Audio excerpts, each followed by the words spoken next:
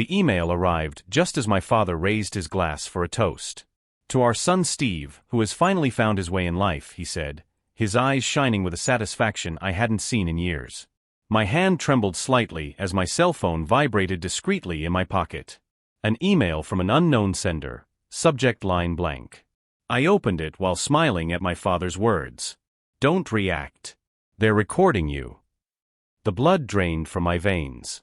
I kept the smile forced as my mother began serving dessert, my favorite chocolate cake, the one she only made on very special occasions.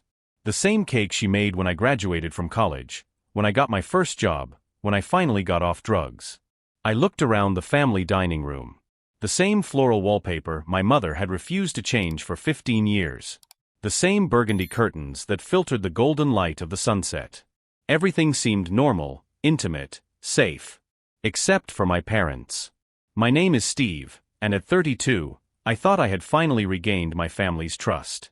After years of struggling with heroin addiction, losing jobs, lying, stealing, I thought 6 months clean and a new job as a computer technician had erased the past. But while they smiled and celebrated my recovery, someone was warning me that it was all an act. My mother tilted her head strangely when she talked about how proud she was of me. My father avoided my gaze when he mentioned how responsible I had become. Small details that, on their own, would have meant nothing. Together, they formed a pattern. The email had no signature, but the number came from a contact I didn't recognize. Who the hell knew enough about my situation to warn me? And why now? "Steve, are you okay? You seem distracted," my mother asked, her voice laden with that maternal concern I'd learned to distrust during my years of use. "Just thinking about how grateful I am that you gave me a second chance," I replied, testing her reactions. Her smile faltered for a split second. My father cleared his throat and quickly changed the subject to my work. They were hiding something.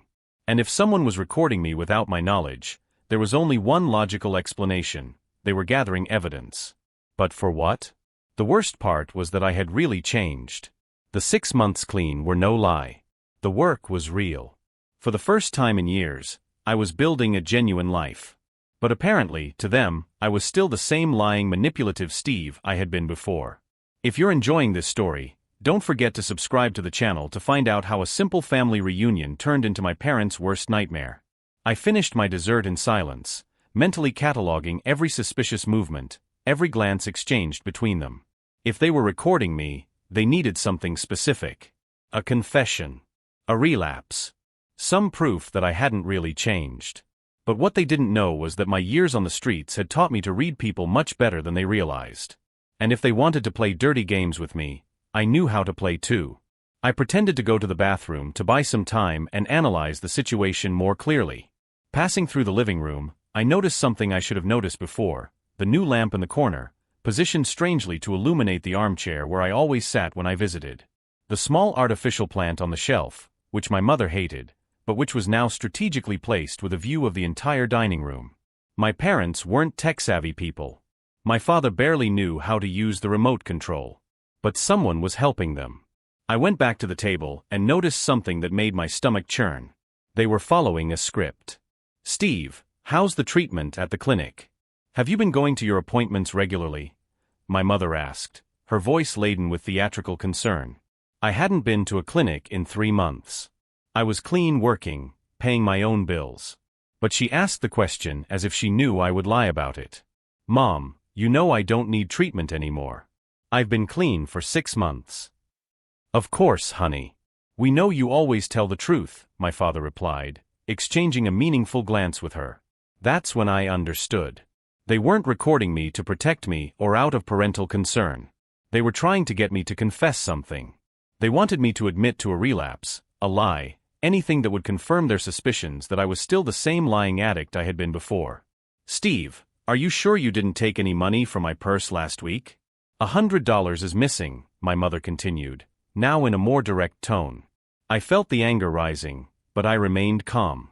That was the trap. They wanted an explosive reaction, something they could use against me later. "Mom, I work 40 hours a week. Why would I steal $100 from you?" "Just asking, son. Old habits die hard," she replied, as if it were the most natural thing in the world. The blood drained from my face when I fully understood the game. My parents were building a case against me. But why? I didn't live with them anymore. I wasn't financially dependent on them. They had nothing I wanted, except my grandfather's inheritance. My grandfather had left a considerable amount of money in a trust fund that would be released when I turned 35 or demonstrated proven stability for at least 2 years. The second option would allow me to access the money sooner, and with 6 months clean, I was on track. But if my parents could prove that I had relapsed, that I was lying about my sobriety, that I was still a risk, they could contest my eligibility as executors of the will. Dad, can I see Grandpa's will again? I want to check some clauses about the trust. The silence that followed was deafening. My mother stopped eating mid-bite. My father cleared his throat nervously. Why do you want to see it now, Steve? It's not urgent. Just curious. It's $300,000, after all. I want to understand exactly what the requirements are. I saw the moment when they realized I had discovered the real reason for the dinner. My mother's forced smile faltered. My father began to play with his fork. Steve, you know we only want what's best for you. If you're not really ready for this responsibility. Responsibility? It's my money, Dad. Grandpa left it to me. He left it with very specific conditions, my mother interrupted, regaining her composure. And as executors, we have an obligation to ensure that those conditions are met. Executors. They had legal power over the release of the funds. And if they could get evidence that I wasn't meeting the sobriety requirements, they could delay the release indefinitely. The worst part was that I had truly changed. I was working honestly, paying my bills, rebuilding my life. But to them, I would always be the addict who stole my grandmother's wedding ring to buy drugs 5 years ago. You don't think I deserve the money, I stated, not as a question. It's not about deserving, Steve. It's about being ready, my father replied, but his voice carried decades of distrust. That's when I got another email. This time with an attachment. It was a photo of my dining room table, taken from inside my own home. The message read, "They're in your house too. Be careful who you trust." My breath caught in my throat. If someone had installed cameras in my parents' house, they had also installed them in mine. I wasn't just being recorded during family visits. My entire life was being documented. But who was doing this? And why warn me? I looked at my parents, who were still eating as if nothing had happened, and a terrible realization hit me. They weren't the only ones involved in this. There was someone else pulling the strings, someone with access to both their house and mine. Someone who knew my routine, my habits, my history. Someone who had a lot more to gain than just $300,000. I swallowed the last spoonful of dessert and smiled at my parents, but inside I was calculating. If they wanted to play dirty with me, if they wanted to use my past against my future, I would have to remember the skills I learned on the streets. Because the one thing my years of addiction taught me better than how to get drugs was how to spot a liar. And liars always leave clues. I left my parents' house with a forced smile and a thanks for the wonderful dinner, but my mind was racing. If someone had installed cameras in my house, I needed to find out when and how. I drove slowly through the neighborhood, constantly checking my rearview mirror. 2 blocks ahead, I noticed a silver Honda Civic that had been keeping the same distance since I left my parents' house. I made 3 unnecessary turns to be sure. He followed me on all of them. I stopped at a gas station and pretended to fill up while I watched. The car drove by, but I could see the driver's profile, a man in his 40s, wearing sunglasses even though it was almost night. This was definitely not a coincidence. When I got home, I resisted the urge to search every room for cameras. If they were watching me, acting suspicious would only confirm that I had discovered something. Instead, I went about my normal routine, beer from the fridge, TV tuned to the news, phone on the kitchen counter.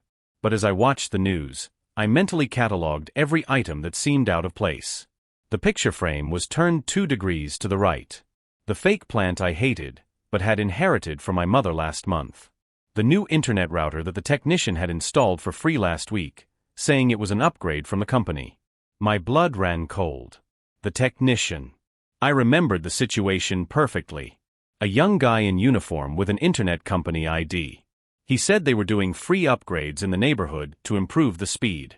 He stayed at my house for almost 2 hours, claiming that the signal was unstable and he needed to calibrate some equipment. I was working from home that day, completely focused on an urgent project. I let him move freely around the house while I was concentrating on the computer. More than enough time to install discrete cameras in strategic locations. I grabbed my cell phone and called the internet company. After 15 minutes on hold and being transferred 3 times, I finally spoke to a supervisor. "We didn't have any updates scheduled in your neighborhood last week, sir," he said, his voice laden with genuine concern. "And we definitely don't make unsolicited visits. You should file a police report." I hung up, my hands shaking. This wasn't paranoia. Someone had posed as a technician to install surveillance equipment in my home. But who had the resources and technical expertise to orchestrate something like this? My parents barely knew how to use the remote control. They were being manipulated just as much as I was. That's when my cell phone rang. Unknown number. "Steve? It's Marcus, your cousin. I need to talk to you in person. It's about Grandpa's inheritance." Marcus. My father's younger brother's son, a corporate lawyer in Chicago. He had always been the successful one in the family, the one everyone secretly admired and who had treated me with thinly veiled condescension ever since I started using drugs. Marcus? What a surprise. We haven't spoken in 3 years? Exactly. That's why I need to see you. There are some things about the will you need to know. Things your parents didn't tell you. My stomach turned. What kind of things? Not over the phone. Can you come to my office tomorrow? It's important, Steve. Very important. The call was over, but I kept staring at the phone. Marcus had never shown any interest in my life or well-being. Of all the people in my family, he was the last person I would expect to call out of concern. Unless sympathy wasn't the goal. I thought about the timeline. Marcus was an estate lawyer. He worked for a big firm, had connections, resources. And more importantly, he had always been jealous that Grandpa left most of his inheritance to me, the black sheep of the family. During my grandfather's wake, I remember hearing him talk to my aunt about how unfair it was for an addict to inherit so much money when responsible members of the family got crumbs. Now he was offering help. That night, I did a thorough search on Marcus online.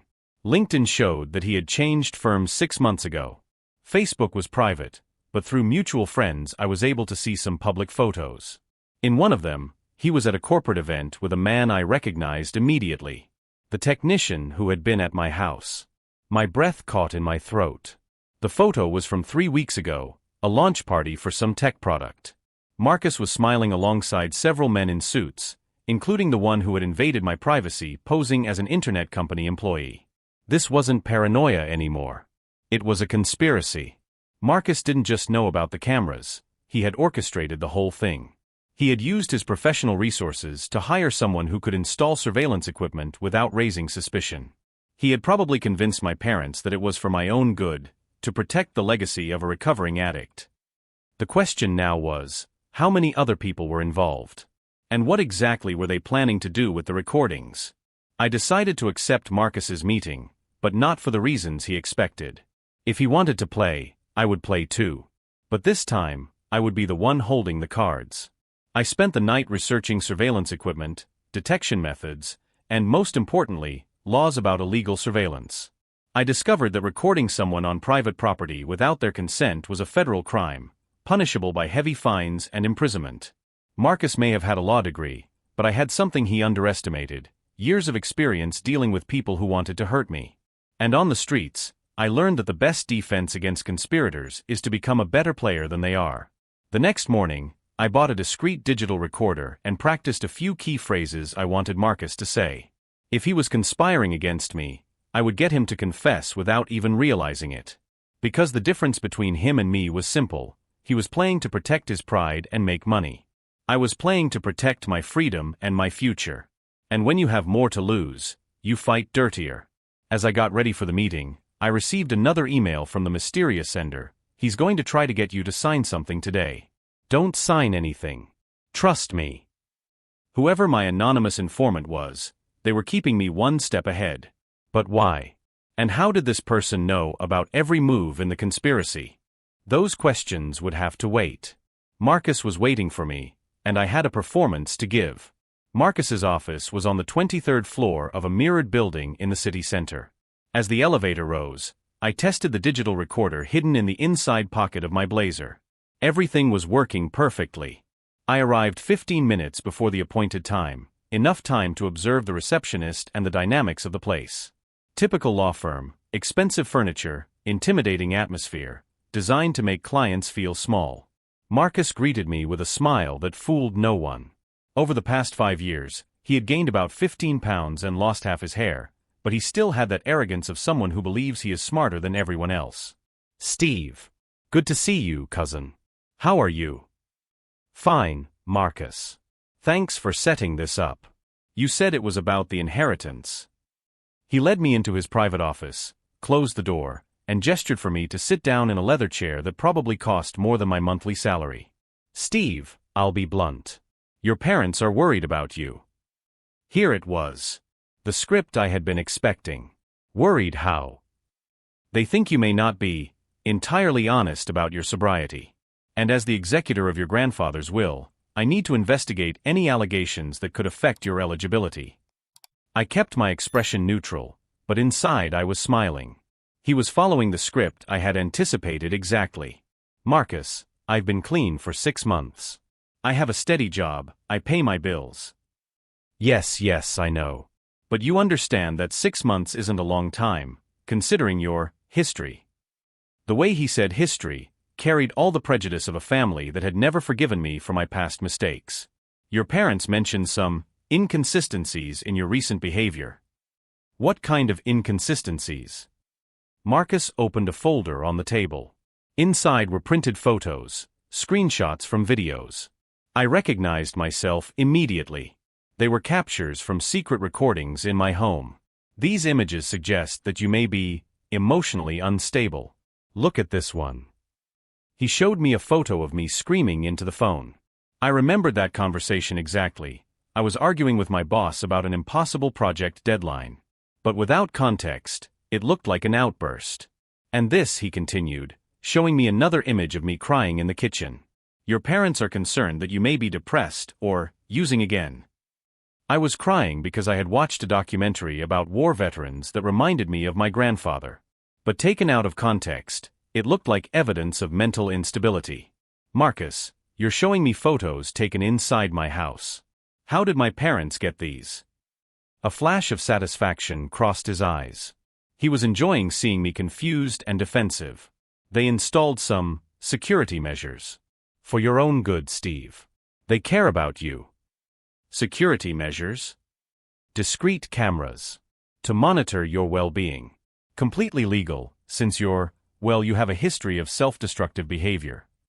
My breathing quickened, but not from panic. From controlled anger. He was admitting everything, recording his own confession. "So you've been spying on me?" "Monitoring. To protect the family fortune." "Steve, $300,000 is a lot of money for someone with your past. Grandpa may have included those clauses when he still had hope for your recovery, but the reality is that addicts rarely stay clean for long." Now he was going too far, revealing more than he intended. "How long have you been planning this?" Marcus leaned back in his chair, clearly feeling in complete control of the situation. "Steve, your grandfather named me co-executor for a reason. He knew someone would need to protect you from your own bad decisions. If we can prove that you're not fit to manage that amount of money." "The money goes to whom?"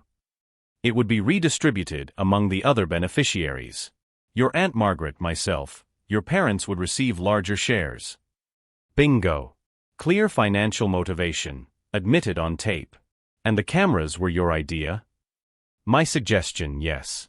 I hired a company that specializes in family investigations. Very discreet, very professional."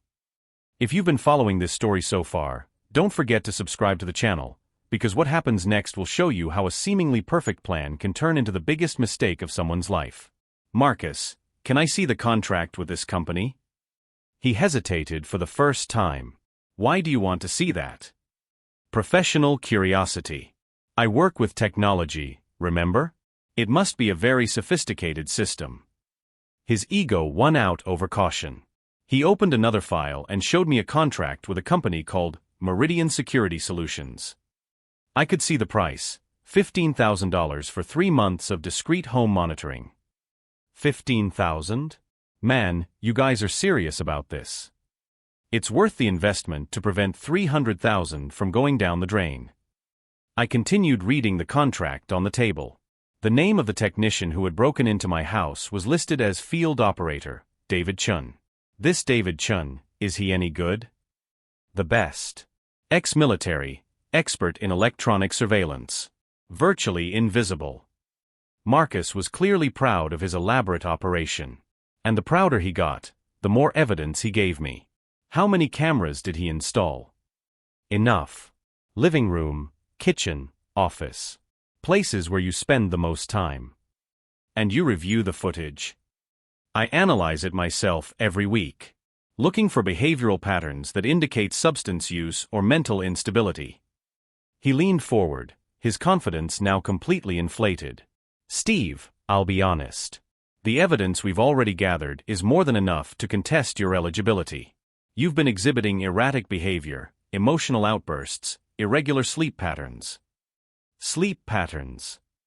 Insomnia is common among active users. You stay up until 2-3 in the morning. Sometimes you walk around the house with no apparent purpose. I stayed up late working on freelance projects to earn extra money. But to him, it was evidence of drug use. Marcus, do you really believe I'm using again? He looked at me with that condescending pity I hated. Steve, statistically, 90% of heroin addicts relapse within the first year.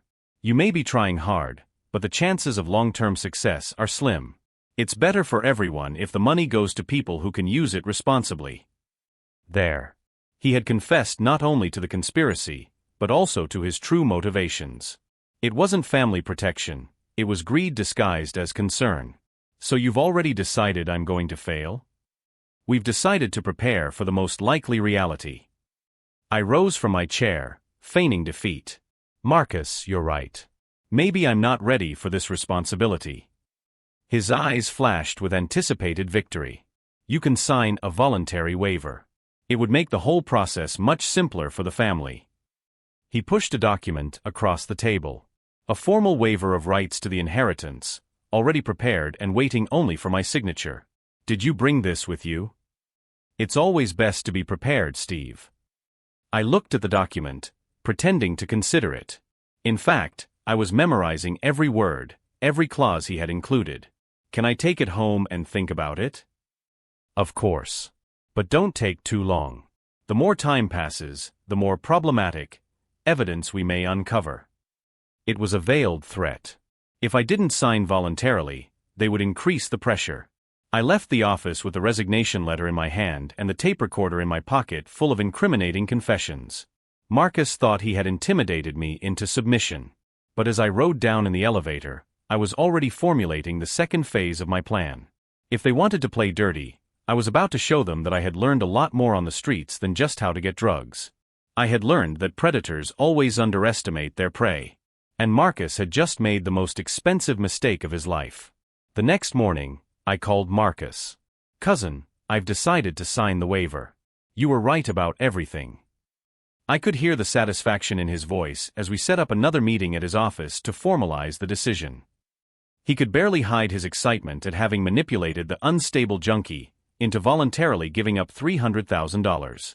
But this time, I wasn't going alone. 2 hours before the meeting, I parked in front of Marcus's building and called my contact at the internet company, the supervisor who had confirmed that no technician had been sent to my house. Sir, we've traced the unauthorized equipment installed in your home. The signal is being transmitted to a private server registered to Meridian Security Solutions.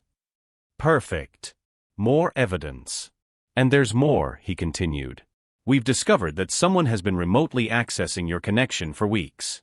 They're downloading files from your personal computer. My blood boiled. Not only were they spying on me, they were stealing my personal data. I arrived at Marcus's office 15 minutes early, but this time I brought company, Detective Rodriguez from the Cybercrime Division and my lawyer, Sarah Chun. They waited downstairs while I went up. Marcus greeted me with that condescending smile of someone who thought he had won. Steve, I'm glad you see reason. This is for the best.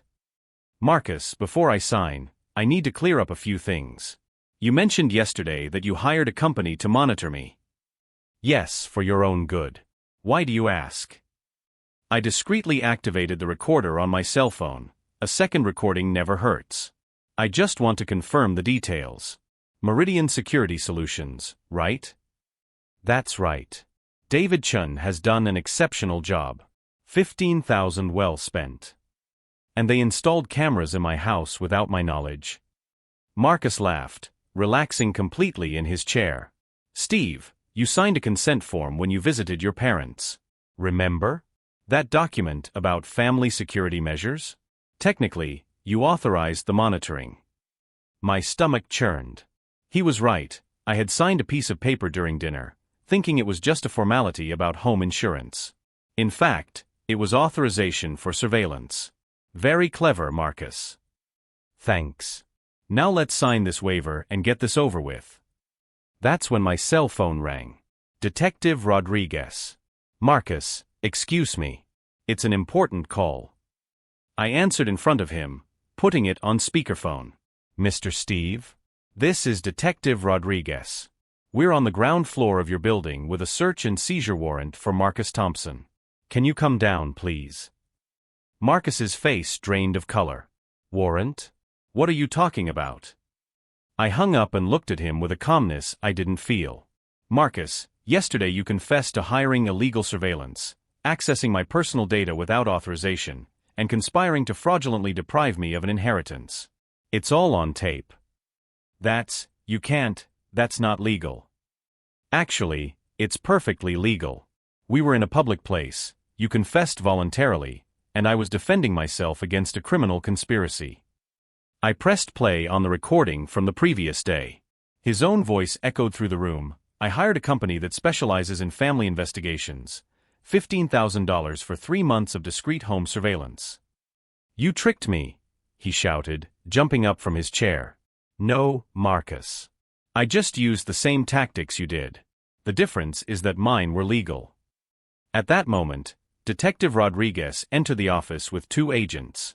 Marcus Thompson? You're under arrest for invasion of privacy, unauthorized access to personal data, conspiracy, and will fraud. As they read his rights, Marcus looked at me with a mixture of hatred and disbelief. You planned all this. Actually, Marcus, you planned all this. I just documented it. That's when I received another email from my mysterious informant. Congratulations.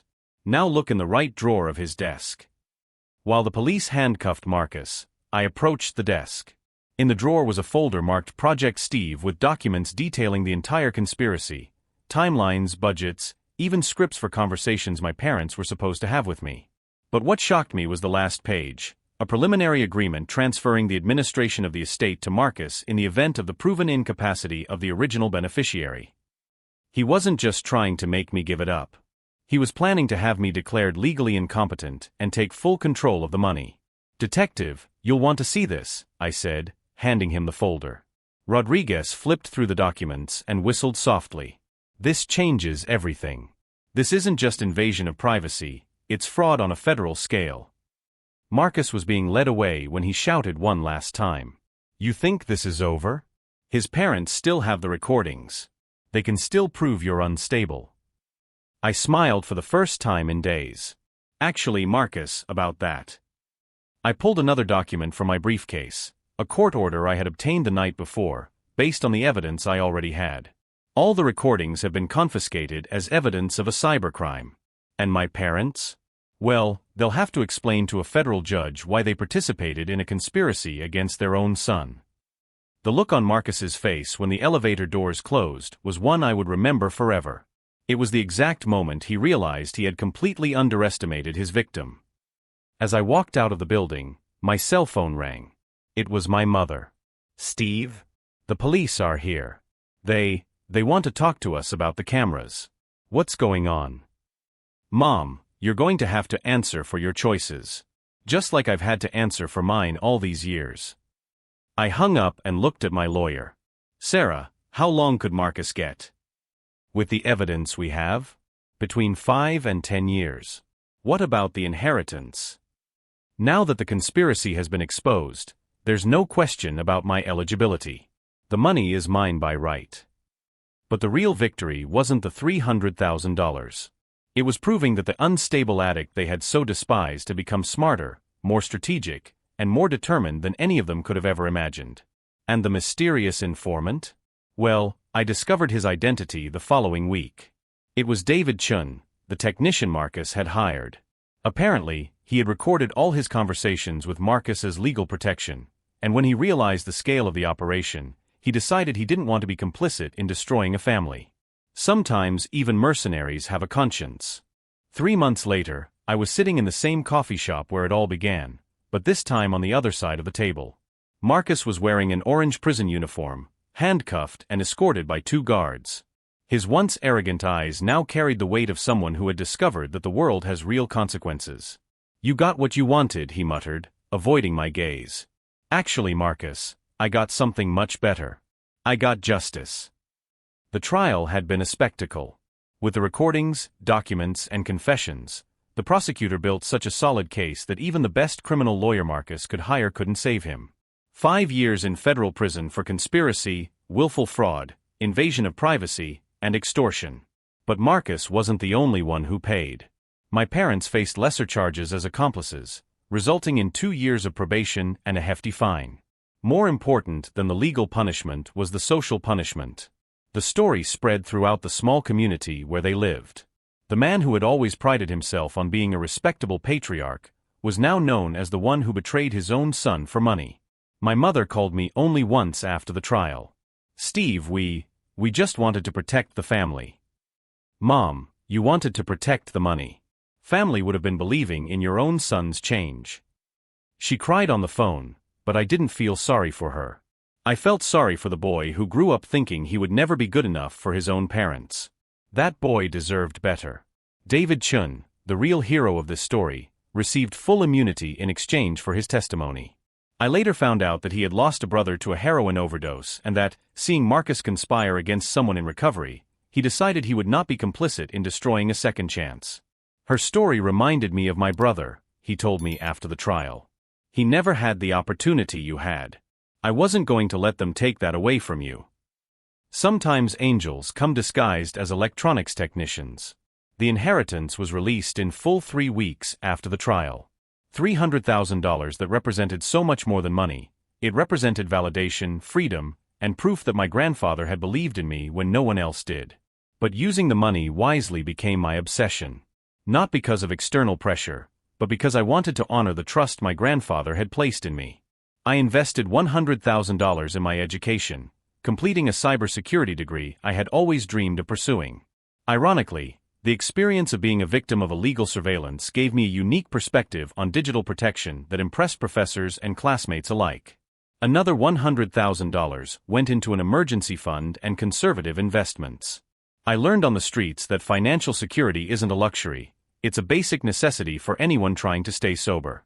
The last $100,000? I created a fund to help people in recovery rebuild their lives. Job training programs, legal assistance, temporary housing. Things I wish I had had when I was coming out of addiction. The first person I helped was a 40-year-old woman named Lisa, who had been clean for 8 months but couldn't get a job because of her criminal record. Today she manages 3 of our recovery homes. "Steve, you gave me more than a chance," she told me last Christmas.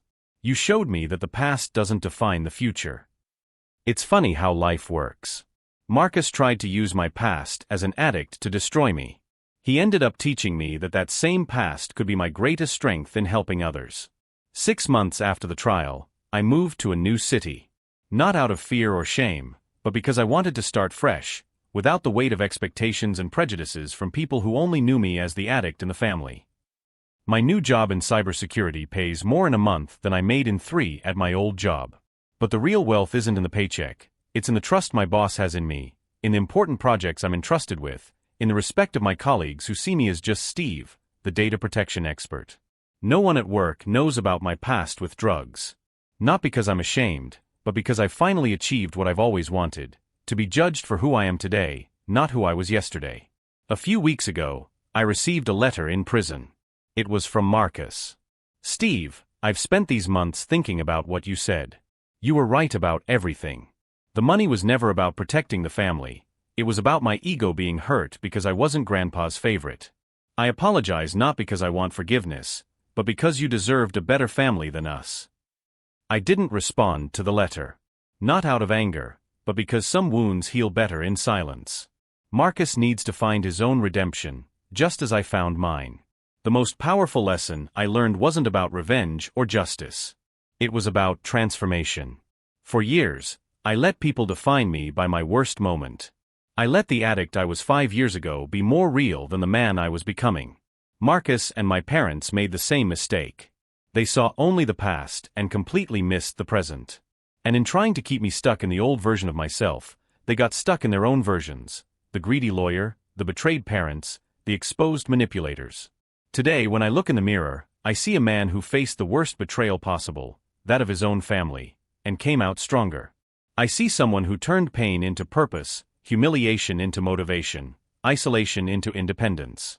And when old doubts try to whisper that I didn't deserve the inheritance, that I wasn't good enough, that I would always be just a recovering addict, I remember Marcus in prison, my parents facing the consequences of their choices, and David Chun risking his career to do the right thing. The truth is, people who underestimate us do us a huge favor. They give us the perfect motivation to prove them wrong. Last month, I opened the second recovery center. At the opening ceremony, I looked out at the crowd. Former addicts who are now productive employees, reunited families, people who have discovered that second chances really do exist. And I finally understood the true legacy my grandfather wanted to leave behind. It wasn't the $300,000. It was the opportunity to prove that change is possible, that people can grow, that the past doesn't have to be a prison. If this story of family betrayal and overcoming adversity touched your heart, don't forget to subscribe to the channel. We share stories of people who turned their greatest betrayals into their greatest triumphs, proving that sometimes being underestimated is the best thing that can happen in someone's life. The last time I heard from Marcus, he was serving time in a federal prison, participating in a vocational rehabilitation program. My parents moved to another state, away from the judgmental eyes of the community. Me? Well, tomorrow we're opening our third recovery center, and I finally understand that the best revenge isn't destroying those who betrayed us, it's building something so meaningful that the betrayal becomes irrelevant. Because in the end, those who live obsessed with tearing others down never build anything lasting. But those who turn pain into purpose leave a legacy that transcends any revenge.